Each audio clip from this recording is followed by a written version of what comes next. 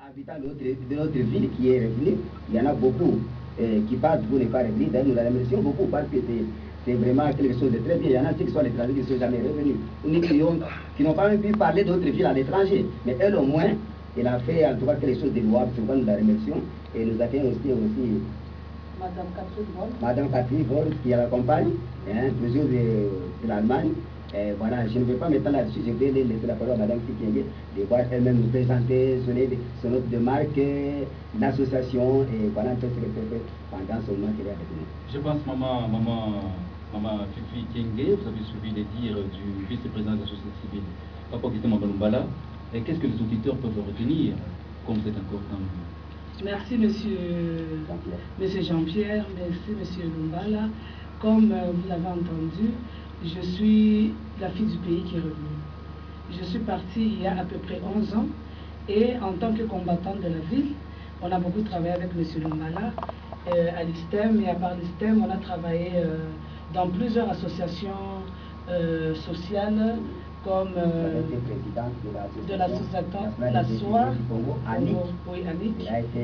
Et puis j'ai été dans l'ONG Soie pendant longtemps et puis je me suis émigré, comme on dit.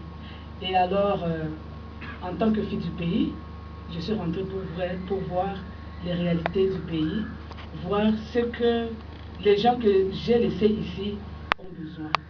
Et là, on a formé un projet.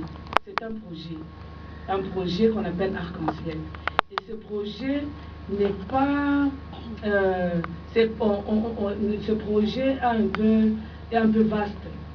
Notre projet, c'est sur le développement. Le développement, donc, aider d'abord la population à se prendre en charge.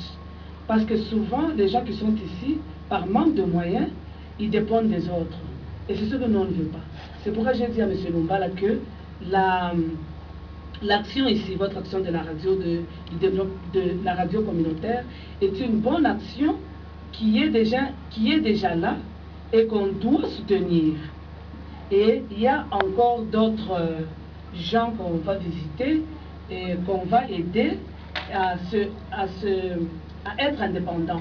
C'est ça à peu près le but de notre projet. C'est pourquoi je dis projet, je préfère projet, ne pas dire ONG. Vous avez ciblé la ville de Likassi pour dire parce que vous avez longtemps vécu à Likassi, oui. Ou bien cela va s'étendre même en dehors de Likassi? Non, non. Dans un premier temps, notre point focal sera la ville de Likassi, le village, les différents villages, mais surtout la ville de Likassi. Et après la ville de Likassi, à ce moment-là, on verra si on peut s'étendre. Est-ce qu'il y a à retenir, vous avez visité la radio communautaire du Katanga, vous avez visité la télévision, nous sommes encore en chantier. Qu'est-ce qu'on peut retenir sur ce que vous avez vu au niveau de la station? Comme je vous ai dit, j'étais vraiment très impressionnée. Je sens que vous êtes en chantier, mais c'est quelque chose qui aide la population. Et là, peut-être, on verra avec vous ensemble, comment est-ce qu'on pourra encore vous aider. Je suis vraiment impressionnée par la radio. Maintenant, au moment où on parle, c'est tout le monde qui nous écoute. Alors que nous, là où nous sommes, je vous dis, on voit qu'ici, il n'y a même pas la radio. Mais avec les moyens de base.